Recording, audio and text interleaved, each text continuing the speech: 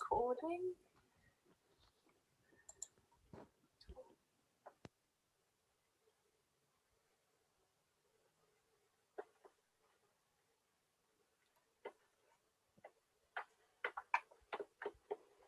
Morning, everyone. Hi, good morning. Hi. Morning. Hi, Good morning, Morning. all. Morning. Hi. Hi. Hi, everyone. Hello. So we're just going to give a couple of minutes for just some more people to arrive, and then we'll get started. So. How many are we expecting? Or we don't know. No, anything between what are we now? Apparently, I think it's 17. Anything between 17 and 100. Brilliant. We'll give it a bit more time.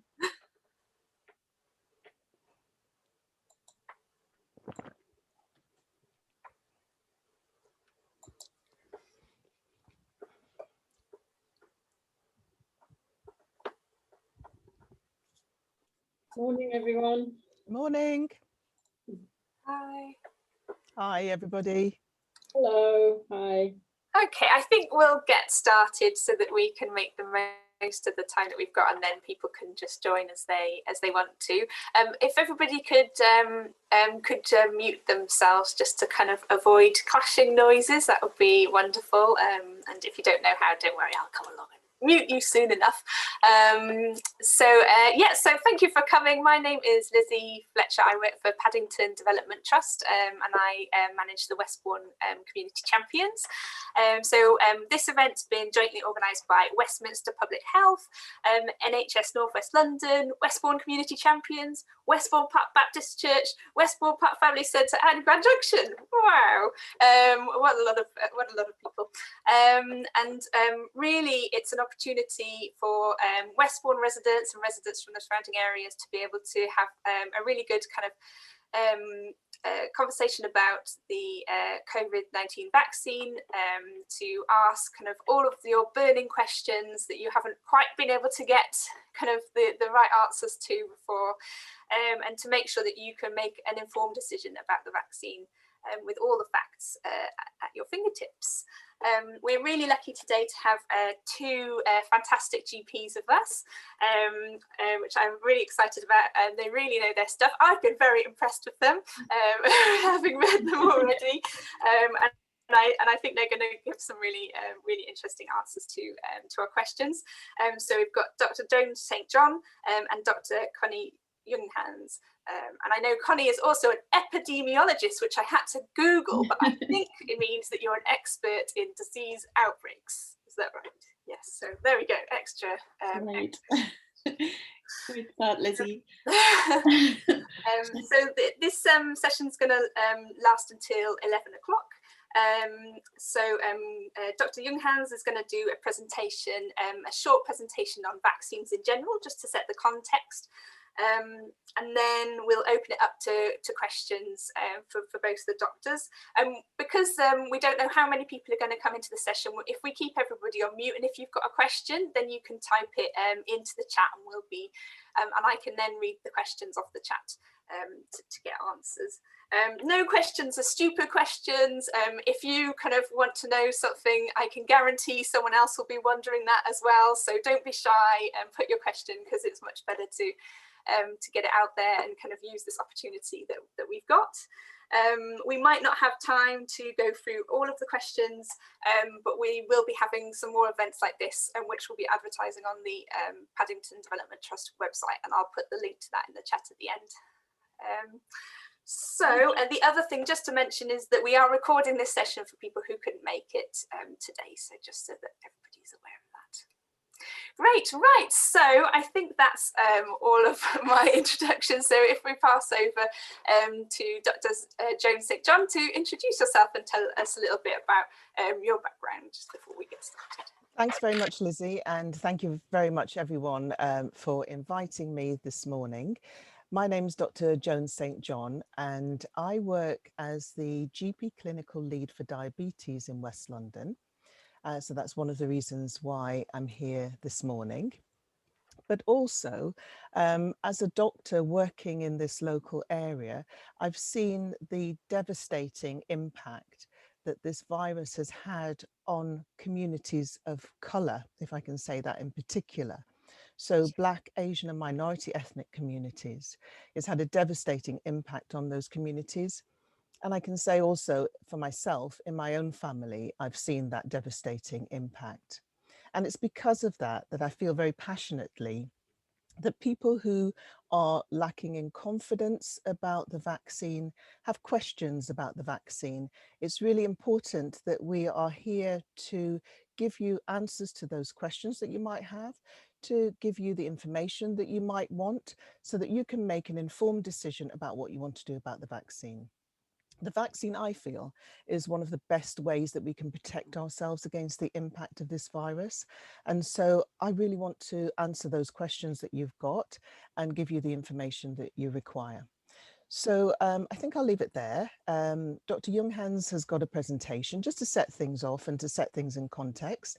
And I think the most important thing today is about ask the questions and we'll answer them to the best of our ability.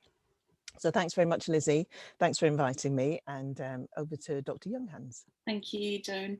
My name's Connie. I'm one of the local GPs in Kensington, but I also have a background in epidemiology and public health and work part-time for the Westbourne Public Health Department. So I feel I'm probably in a good position to answer some of your questions. I don't claim to know everything, so bear with us. And also these type of events are quite new, so we're learning as we go along. I'm really keen to have an honest discussion about worries that people might have, and we're going to be honest about things that we don't know. The reason why I brought the presentation that I'm doing this morning along is because I found it quite helpful, and apologies to those who've heard me give this talk. It's been a few times now. But I find that we often launch into these presentations about the mRNA vaccine and COVID vaccine, and the feedback we've had in the past was, why are you telling us what the government is telling us? You know, we want to have your own expertise on this. And I find that if a lot of the time, and you know, it's really not a problem if you don't understand vaccines, because you wouldn't be in the minority. So lots of people don't understand how vaccines work, and I think I just want to break it down and demystify it a bit before we talk about the COVID vaccine, what actually are vaccines, and a lot of us have kind of forgotten a lot of the diseases that we've been vaccinating against for years and years. So I'll stop there, Lizzie, and I'll just give my 10-minute presentation, and looking forward to spending most of the time answering your questions after that. Wonderful, thanks so much. So I'm going to share this now, hopefully. Oh, is that working? Yeah, great. So yeah, if you just let me know when you want to go on to the next slide. I think that's probably so next slide. Slide in. Okay. So what I want to say up front is that vaccines are nothing new. The concept of inoculation is as old as the hills, and as early as 429 BCE, people observed that exposure to a certain illness, and if you survived that illness, you were then immune in the future. And that was first recorded by a Greek historian who said that smallpox epidemics, the people who survived the smallpox epidemic in Athens were safe from reinfection. Next slide. So I think I'm trying to put how our amazing, incredible immune system works in one slide here, and I hope I'm doing it justice. We've basically got two kinds of defenses. The first one is kind of the border patrol. It's our innate immunity. It's active all the time. So we come across millions of bacteria, viruses, funguses every day, and our bodies deal with it and we don't even know. And this works for the majority of pathogens we come across, but we also have a defense number two, and that's kind of bringing the big guns, and I call them the special agents, the T cells, and that is acquired immunity. And acquired immunity comes along when the innate immunity, when the border defense has been broken, and we're faced with a kind of magnificent adversary like COVID, for example. And the reason those special agents know that there is an intruder is because they carry a protein, an antigen on them, and that is called antigen because it generates antibodies. So our body makes keys to shut that virus down. So what happens is when our immune system sees that there is an antigen somewhere, T cells flock to it, they make antibodies, and they're like keys to shut down that virus. And so you can imagine that there's a bit of a battle going on between the virus infecting cells and replicating, and then our body sort of trying to keep that in check while also making these keys. And whoever is quicker and more numerous wins, but luckily most of the time that's the body. So the same as with real keys, it takes a bit of time. You know, you take it to the key maker, material needs to be ordered, needs to be processed, etc. Once these keys are made, it takes about 2 to 3 weeks in the body to make these antibodies. Once they're made, a small number of them go into the library in the memory T cells, and then they can be deployed really quickly the next time. So next time you're faced with the same virus, you can then wheel out the keys and shut this down quickly. Next slide. So also a quick word on viruses. So viruses are quite sneaky, and one of the sneakiest viruses that we know is the HIV virus, which flies kind of under the radar of the T cells and inserts itself to use the genetic material to make its own virus. And this is one of the key reasons why we don't have a vaccine for HIV after all these years, is because the virus is very good at mutating, flying under the radar, attacking the very cells that keep us safe. Luckily, SARS-CoV-2, which is the virus responsible for COVID, is not that sneaky. So it latches onto respiratory cells mostly, injects the RNA into the cells to make copies of the virus, and then the kind of immunity battle that I've just described kicks in. So antigens produced by the virus get recognized, and antibodies are made to the COVID virus. Next slide. So just a bit of a word on vaccines. The word vaccine comes from variola vaccinae, which is the Latin for cowpox, and it was coined by Edward Jenner, who invented the smallpox vaccine in 1778. And the idea was that you introduce dead or weakened bacteria or virus to stimulate this antibody production. And actually, you know, the Chinese and the Indians were the first one to develop actually a kind of vaccine like that. So in China, they crushed smallpox scabs into powder and then inhaled it through the nose. And in India, they made an incision in the skin, adding pus from a different body with somebody who's been through an illness, and then put a bandage over it for exactly that same concept. So you take scabs, virus that's already been dealt with by the body, same with pus, and then the weakened virus causes an antibody response. So without getting really ill, you can protect yourself. So the question that we often hear from people who are critical of vaccines is that, why can't we let the body do its natural thing and fight the infection naturally? And that's an absolutely valid question. And yes, we can, but there's a cost to that. So like I said, you know, there's this battle between a very virulent, magnificent opponent, the virus, who is spreading fast.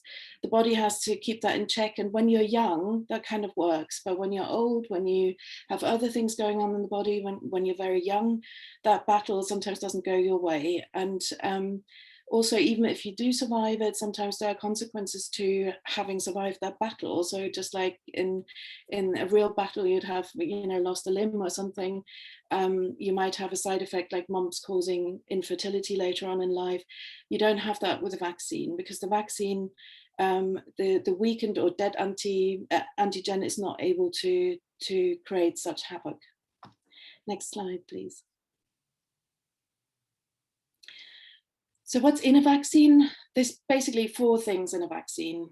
One is dead or weakened antigen, like I just described, or mRNA, which is kind of the recipe book for making this antigen ourselves. So instead of, I always think it's a bit like bringing a hot meal to the door, and then you eat it. Instead of getting the hot meal delivered, you get the recipe delivered, and then you make the meal yourself in your own kitchen. It's like that. It's nothing more, nothing less. The next thing that's in the vaccine is an adjuvant, and that's an inflammatory agent such as bacterial wall cell, fat, or sugar, and that's actually put there for a reason to help produce an immune response. So it is meant to inflame, cause a reaction, because you can imagine if your immune system is faced with a kind of weakened or dead antigen, it might just go, you know, not a threat. So the adjuvant is there to actually ensure that the T cells are drawn to that injection site and then start making antibodies. The third thing in the vaccine is preservatives. That's important because you want the vaccine to be transportable. You want it to last some time. You want it to be able to get to loads of people. In the past, the Mrna was used, which is mercury. That's no longer added apart from very rare exceptions, but mercury in a can of tuna is much more. So if you enjoy tuna, then you know the mercury that you would get from any vaccine is absolutely negligible. There's no mercury in COVID vaccines. And then you have trace amounts of detergents, pathogen killing chemicals, stabilizers like gelatin, other bovine products, none of those in the COVID vaccine. But we do have some vaccines like the nasal flu vaccine where that's the case. And the reason why that's there is to make the vaccine more stable, but also to stop giving people an infection with the vaccine. So you don't want any bacterial infections to go in there as well. So that's why we have those in it. But we're talking about absolutely minute quantities. Next slide, please.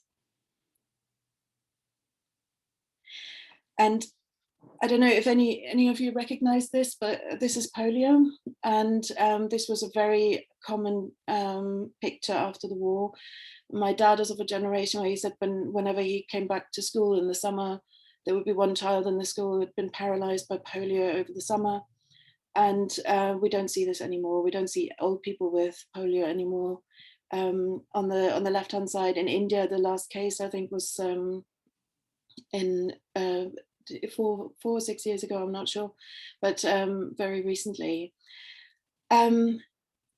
People are critical about vaccines. Again, you could look at the top graph and say, well, it was on its way out anyway, so decreasing percentages of polio, and then you get the vaccine that's introduced and it made no difference. It was going down anyway because of medical advances and hygiene advances. And whilst that is true that medical advances have reduced the number of infectious illnesses around, the real picture is actually the bottom picture, which shows that even though overall polio was decreasing in all ages, there were these spikes. And these spikes are smoothed out largely in the curve above, but actually you can see how there were multiple outbreaks all the time. And if you're a parent, I'm sure you would agree, nobody wants their children to be part of one of those outbreaks. And what happened after the vaccine was introduced is that those outbreaks disappeared. Next slide. So are vaccines safe? How do we know that they're safe? There are really stringent criteria around vaccine development. I don't have time to go through all the stages, but just to say, starts off with a candidate for a vaccine gets tested in animals, then it gets tested in a very small number of volunteers. After that, gets tested in a bigger number of volunteers, like say 100, and then it gets rolled out bigger. And then after that, it might go into general use. Only 7% of all candidates for a vaccine make it through the preclinical trial. And then out of those 7%, 20% make it through to the clinical stage. So it's a really rigorous process. Some of the worries around the COVID vaccine was the speed with which they were introduced or developed. And I can assure you that this is not because corners were cut. There are two reasons mainly for the speed of development. One is that administration was sped up. So the Medicines Approval Unit made these bureaucratic processes a lot faster. The money was there up front. That's important. And then the second reason for it is because when you're in the middle of a pandemic, developing a vaccine is actually the ideal time, because you have a lot of cases. So when you're running a trial and you're looking at, do people who receive the vaccine develop COVID, and do people who don't receive the vaccine develop COVID? When you've got a lot of cases going around, you get that answer very quickly. If you've got low prevalence of anything, it will take a long time for any cases to occur in enough numbers so that you can then trust the results. So that is one of the reasons why that was so quick. And with the mRNA, I know it's a novel methodology, but it's actually been 50 years in the making. So it was approved for cancer treatment in 2018, and it's because of that 50-year journey of making mRNA usable in the human body as a medicine. It was able to ride on that success and develop the vaccine quickly, but it's not come out of nowhere. Next slide. I think this is my last slide now. So just talking about the side effects, the main side effects from most vaccines, and I want to just say here that not every vaccine is the same. So often, we're divided into two camps of anti-vaxxers and pro-vaxxers. It's not the case. I have very different opinions about some vaccines than other vaccines. Some that I would definitely give my kids without even thinking about it, like polio. Others would maybe weigh this up a bit more. So don't feel bad if you feel that you have doubts that you want answered first. It's completely normal.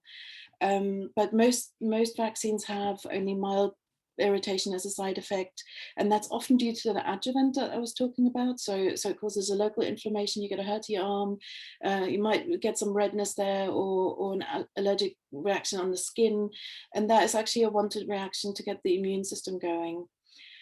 You're 100 times more likely to be struck by lightning than suffering a serious side effect from an established vaccine, but there is a recognition that sometimes you can have a severe reaction, and that's why there's an international vaccine compensation program that almost every country has signed up to, but it is very rare. And to say that vaccines are a moving feast, so they're changing. We're putting less antigens in vaccines nowadays. There are less preservatives, or some of the older controversial preservatives have been taken out, like mercury. More vaccines are given for more diseases now, so that's another factor that we need to look at. And yeah, we're getting new technologies.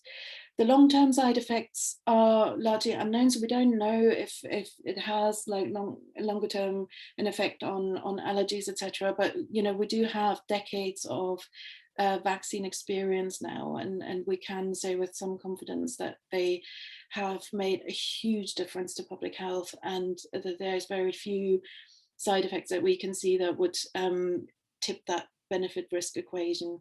So personally, me, I'm a fan of vaccines, and I had the Pfizer vaccine, didn't have any side effects apart from a hurty arm. And so I'm going to give it over to you to ask questions. Great, thank you so much, Dr. Junghans. That's amazing. I'm going to stop sharing. Yay. Okay, great. So this is your opportunity. So if you've got questions about the coronavirus vaccine, please write them in the chat there, and then we'll start to ask these two amazing doctors to give us some answers. I do have some to get us started. So Dr. St. John, maybe you could get us started off a little bit. So just trying to find one that Dr. Junghans hasn't just answered.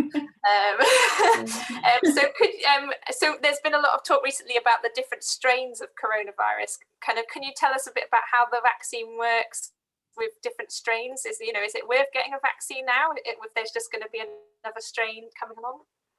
I think I would answer this maybe in two parts. You're really quiet. You're a bit quiet. I'm not sure why.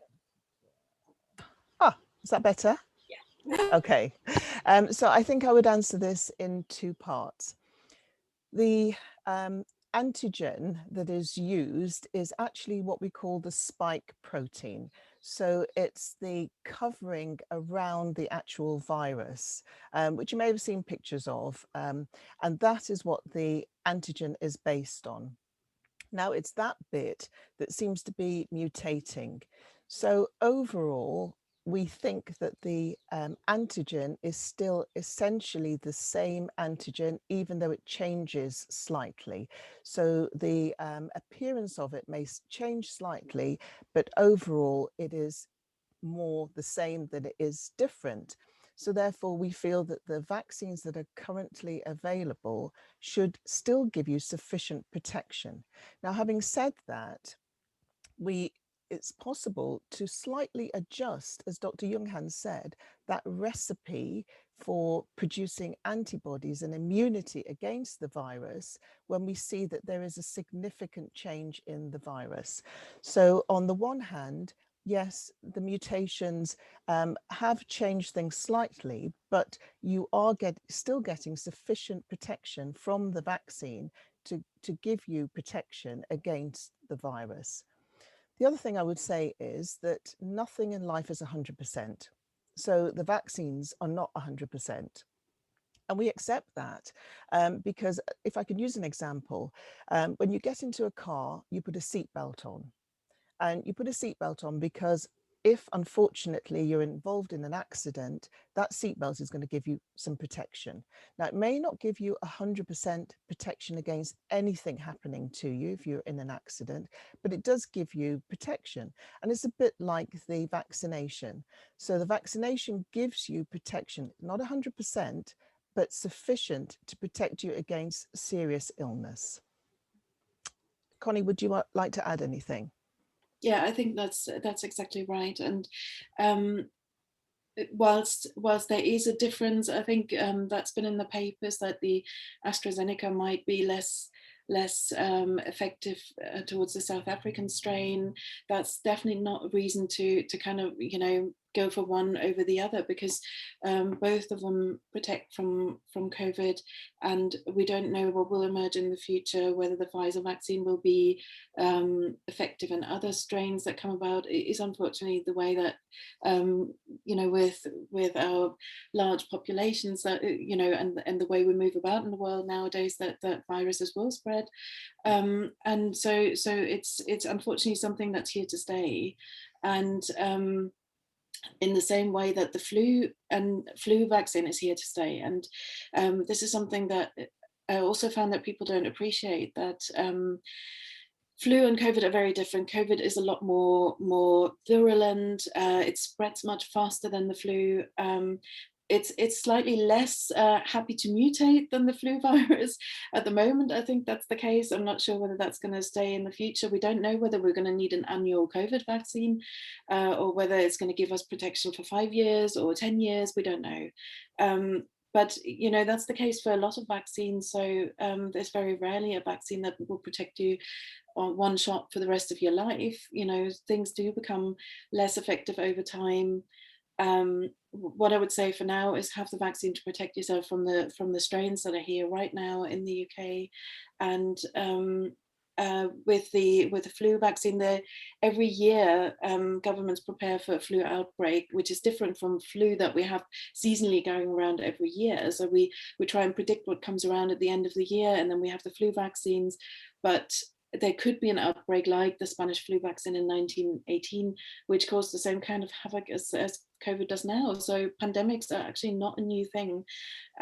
They do occur, and we've been very lucky that we haven't had a pandemic for some time since 1918, but they are around, and they'll be increasingly around because of more populations, more mobility between the populations. Great, thanks very much. So we've actually got quite a few questions coming in now, so I'll start to go through those. So Dr. Junghans, you mentioned that mRNA has been 50 years in development. So we've got a question here to say, why was mRNA never used before, and what is so difficult or different that it took 50 years to develop? It's a really good question. I think one of the main problems with the mRNA is that mRNA is normal in the body. Everybody has it. It's there as a recipe book to write proteins that we need, and once it's done its job, it degrades really quickly. So it'll do its job. The recipe will be made, and then it gets put in the bin. and our bodies are very good at mopping up these mRNA strands that hang about, because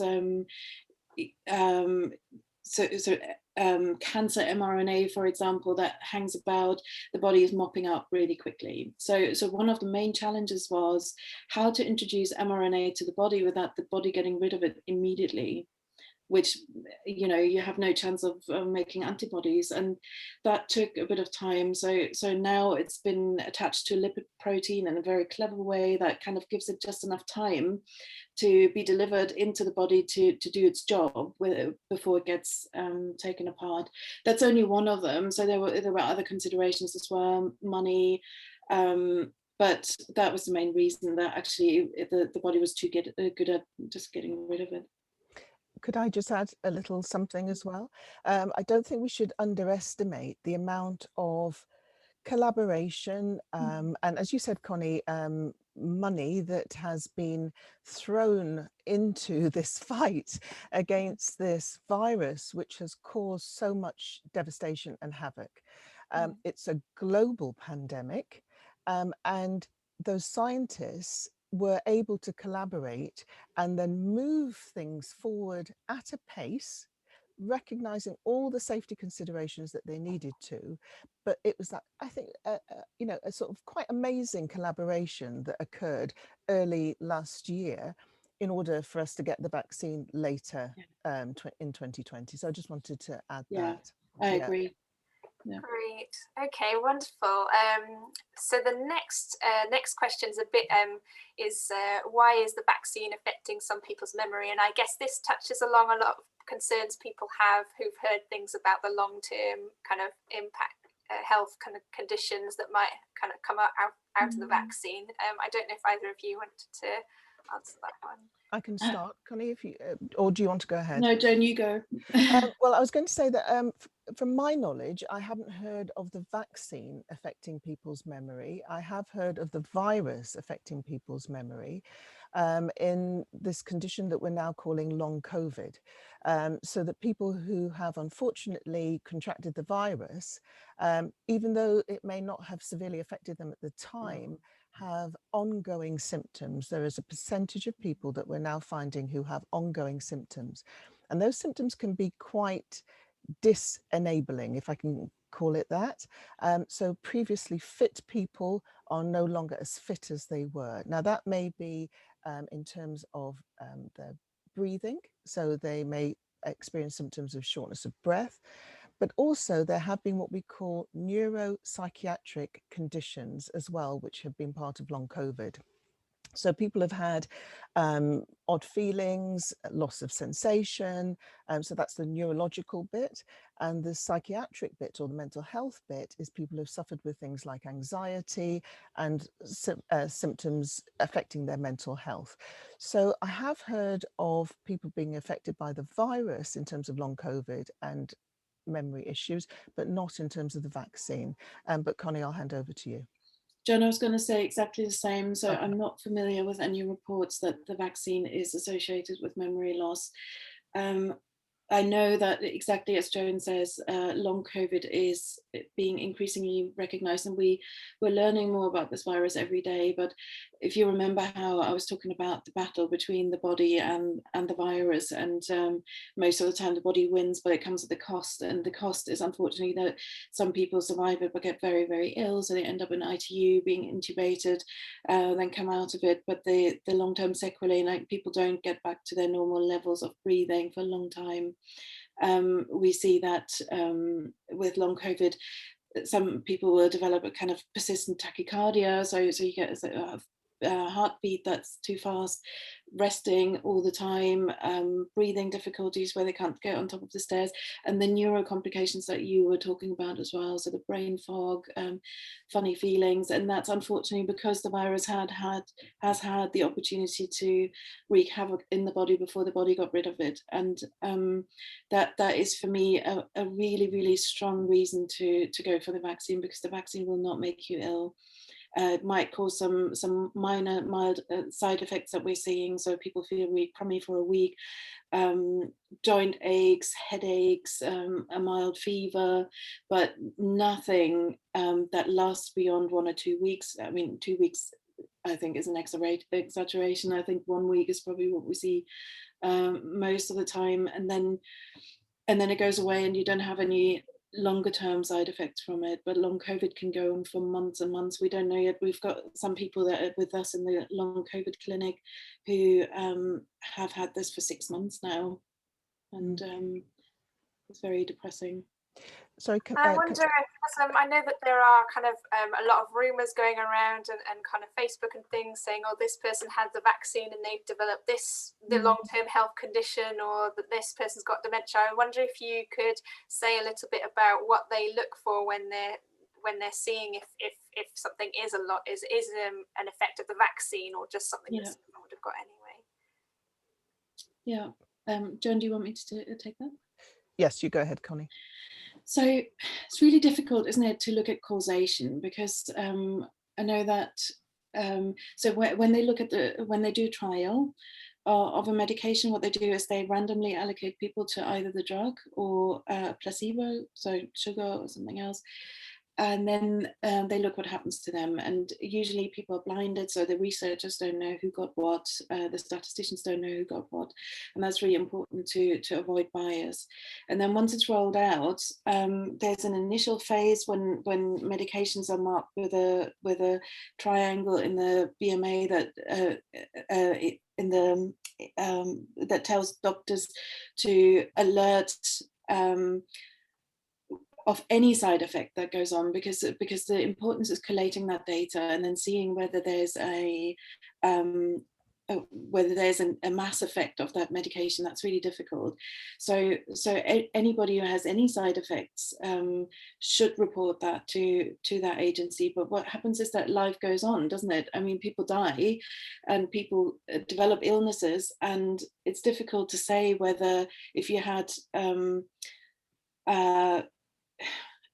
if you get ill 2 weeks after you had your vaccine, is that due to the vaccine, or would you have gotten this anyway?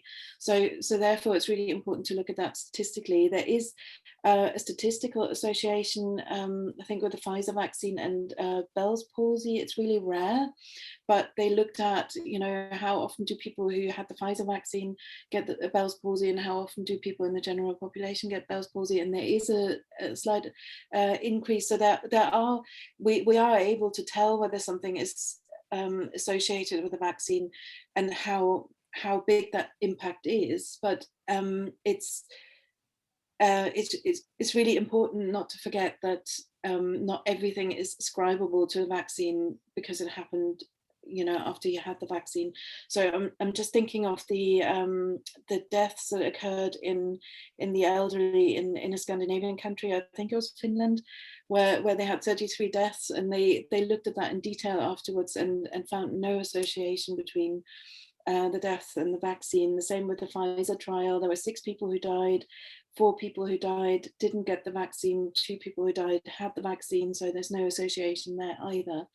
But it's important not to jump to conclusions. And of course, if you give the vaccine to elderly people first, who are in their 90s, the likelihood of them dying is really high anyway. So you might get the COVID vaccine and then die in the next month, and that's not in itself surprising.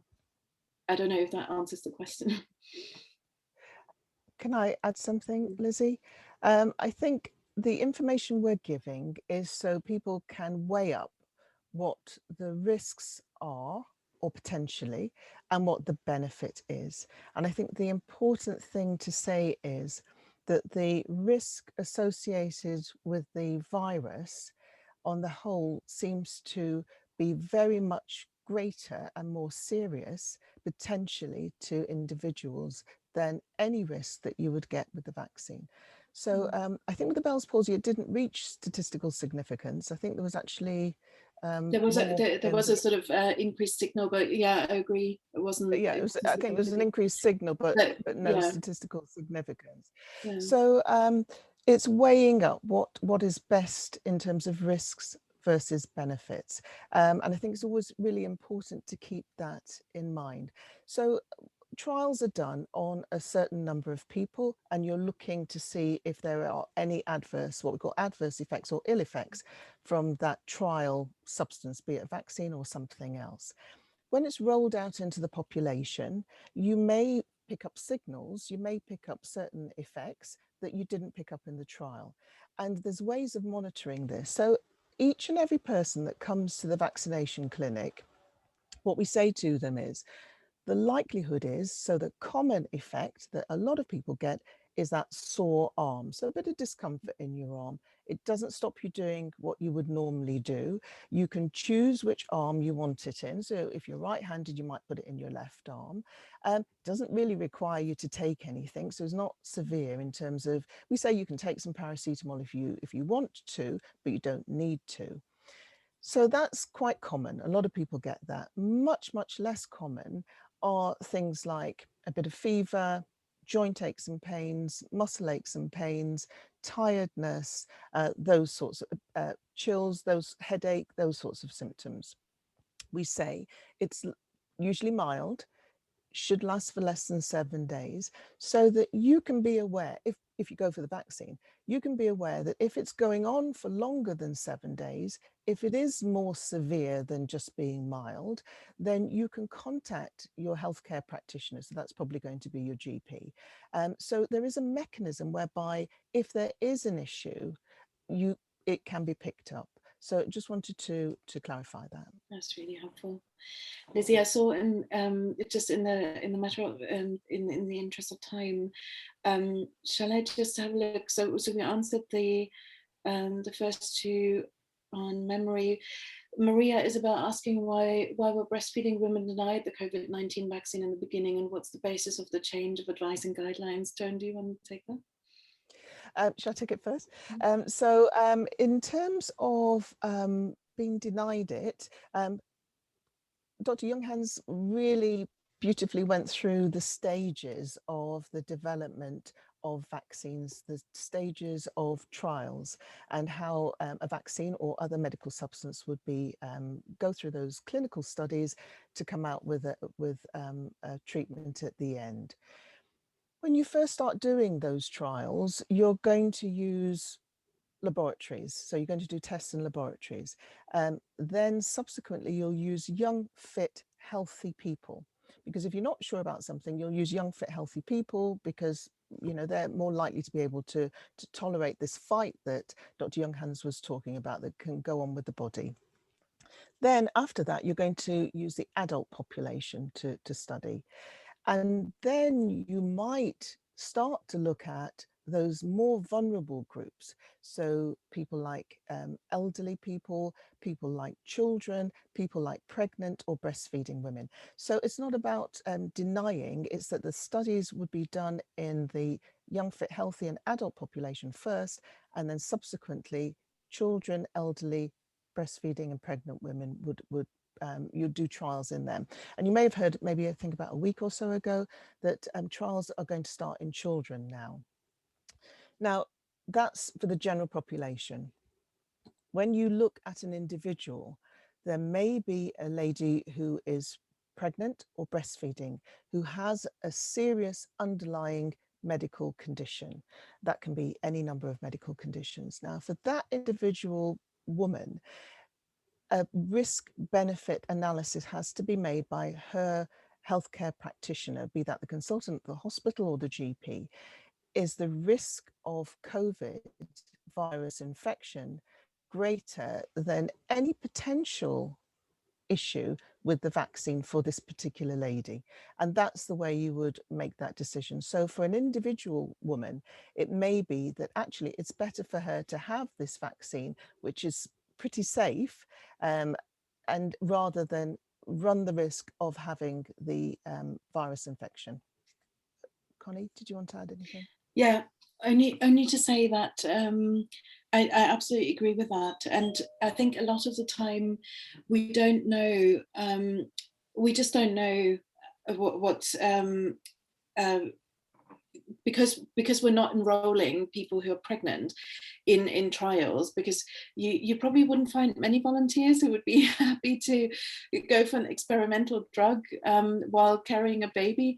So just for that reason, we just don't have that data, because we're not able to check what's going on in that population. I think there is a consideration recently. We know, for example, that immunizations are generally less effective in the elderly population, and part of the reason for that is that the animals, for example, that are used for vaccine development are the human equivalent age of 16 to 20. So we're not even having elderly animals to start off with, and then we kind of so we have young people, young fit people, volunteers, and then we roll it out and see how it works for everybody else. And there's now a thought that maybe it's worth starting off with older people, because we know that they have different responses. It's the same with men and women. There might be differences. There might be ethnic differences that affect vaccine response. And the thinking is now that should this be taken into consideration much earlier in vaccine development. But that's all kind of baby steps at the moment. But that's part of the reason. Often it's that we just don't know. It's not that people have been denied it because there was some terrible incidents or something. It's just that we don't know. And then to be safe, we say don't have it until we know more. Great, thanks both. Okay, so we've got 10 minutes left, and there's a couple of questions, so maybe if we do some quick fire ones. So so there's a question here about will the vaccine help with the symptoms of long COVID? You've already mentioned long COVID a little bit, or will it help to bring back someone's taste that they've lost when they've sense of taste that they've lost when they So to answer that, I don't think there's any evidence, unless Dr. Sinton knows differently, but I don't think that there is evidence that a vaccine is going to reverse any side effects that you might have had from the COVID or any sequelae. We know that with the taste and smell, it does come back in general, but it might take some time. So don't give up hope yet, but just to say that we see that sometimes it can be really persistent. But should you have the vaccine after you've had COVID? Absolutely. And the reason for that is that when people get ill, the antibody response is variable. We know that with a vaccine, it's predictable. And we know that everybody kind of has a roughly the same immune response to it. When you've had COVID, some people who get very, very ill have a poor antibody response because the body was overwhelmed with the infection. We also know that some people who had very mild symptoms or were asymptomatic with it have hardly any antibodies that they've built up. So just for the fact to make this consistent and to give more protection, we recommend the COVID vaccine for everybody, including those who've had it.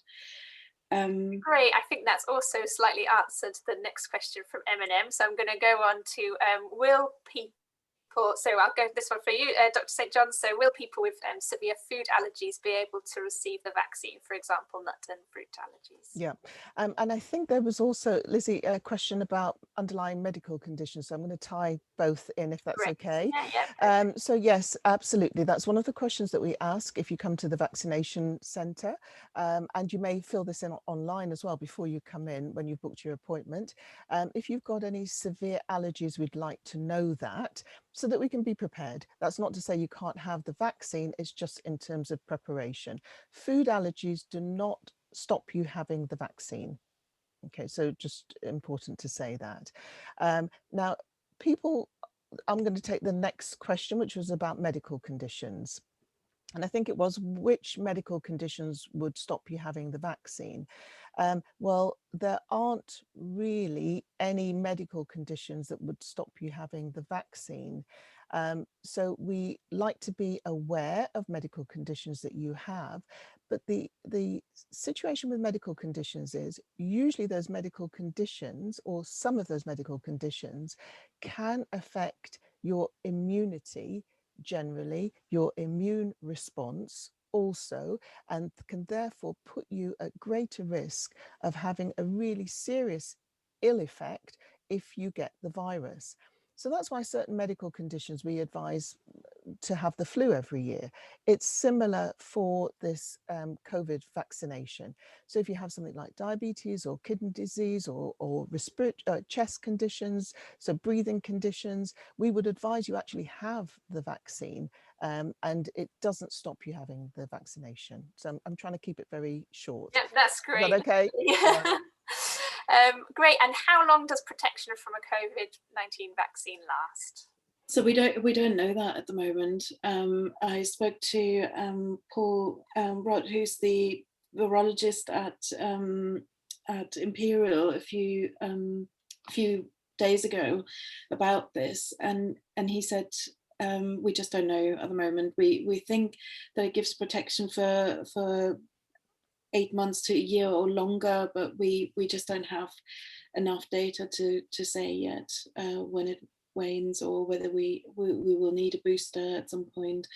But it will definitely see us through this pandemic period. So I think, you know, however long it lasts, it'll be better to have it, not to have it, than not to have it. And can I just add that, I mean, it's very difficult. I hope people don't get the wrong impression when we say we don't know. That's the honest answer. Because if we look back last year, it's only been a major issue and a pandemic for about a year. So we wouldn't know anyway longer than that. It's just not possible. Yeah. We can kind of infer a little bit from Sure. other diseases, but we just it depends on, like I said, with the flu vaccine.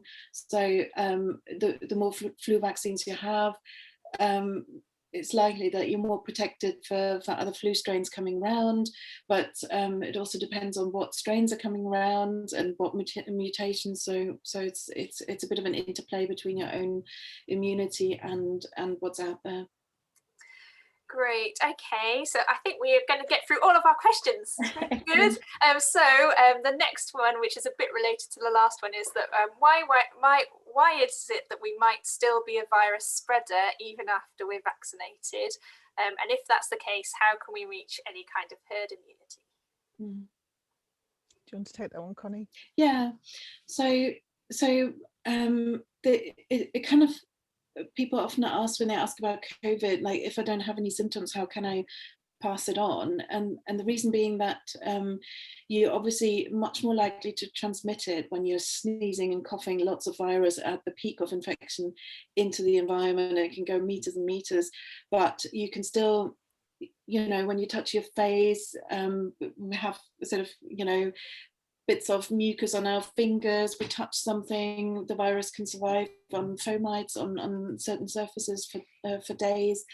So you'll still be able to pass it on even if you're asymptomatic.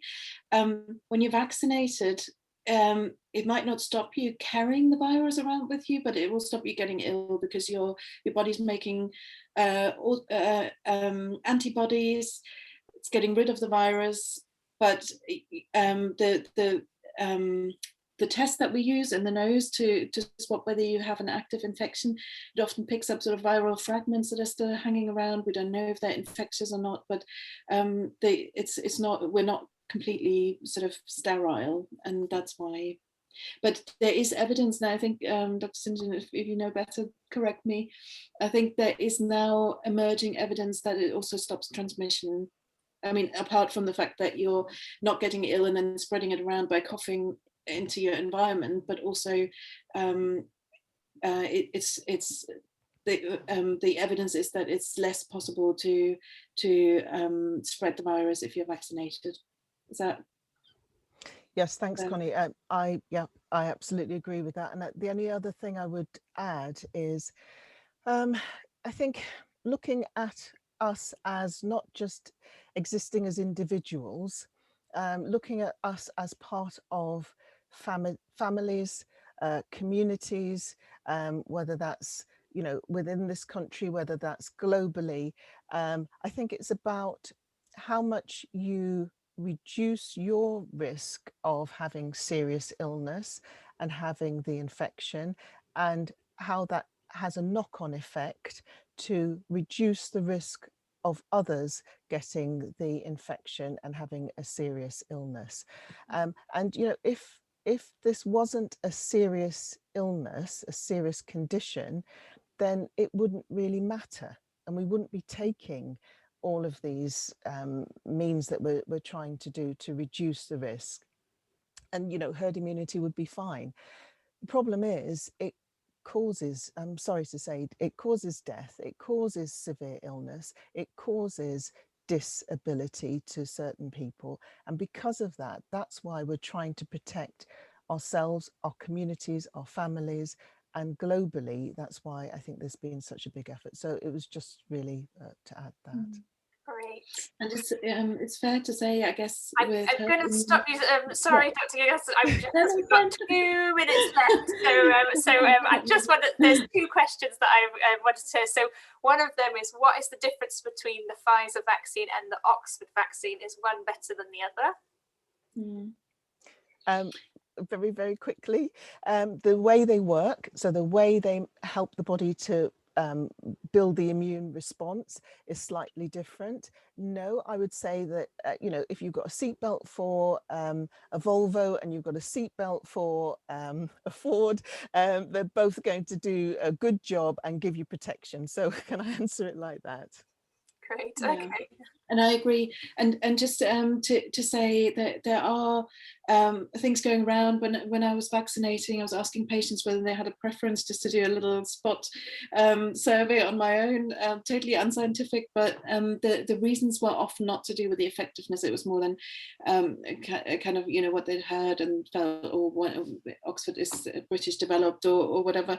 It wasn't really a worry about the effectiveness, but there has been news coverage around the AstraZeneca being less effective in the South African strain, or being less effective in general. So in the trial, it's just to defend the AstraZeneca vaccine a bit, because the Pfizer vaccine was developed and it showed a kind of 95% effectiveness after the 2 doses, whereas the AstraZeneca was a bit lower. It was between 70 and 90. But what I really like about the AstraZeneca vaccine is that it was really tried in a really broad number of people, different populations. So it did include more elderly to start off with, and so what we're seeing in the trial is not always what we see then in real life. So it might be that the Pfizer vaccine was excellent in trials because it was just tried in young people who were very fit and from the same background, and then the Pfizer vaccine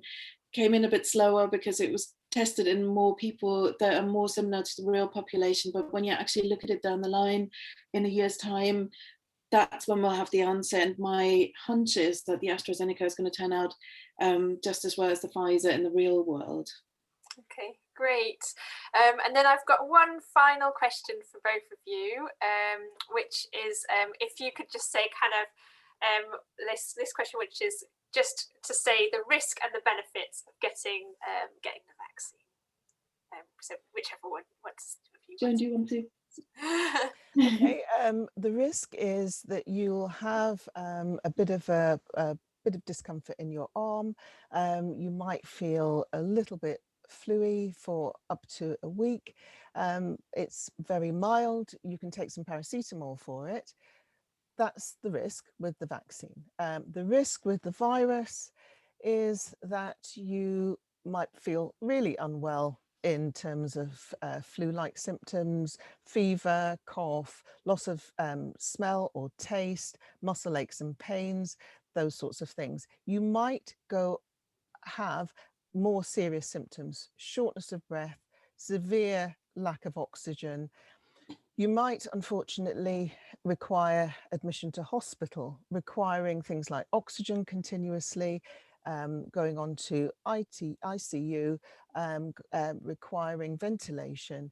You might require, you might also have this, what we call hypercoagulability state, unfortunately, which causes some people to have things like stroke. You might hopefully recover from all of those things.